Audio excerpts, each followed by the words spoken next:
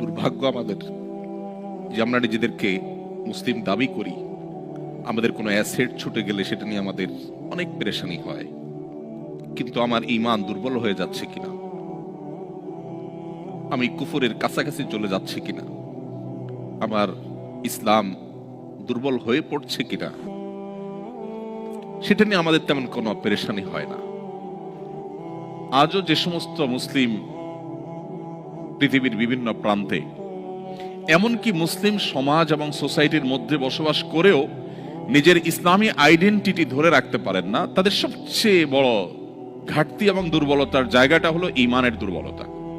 multicultural সোসাইটিতে যদি ইসলামকে বুকে ধারণ করে মাথা উঁচু করে হীনমন্যতাকে দূরে ঠেলে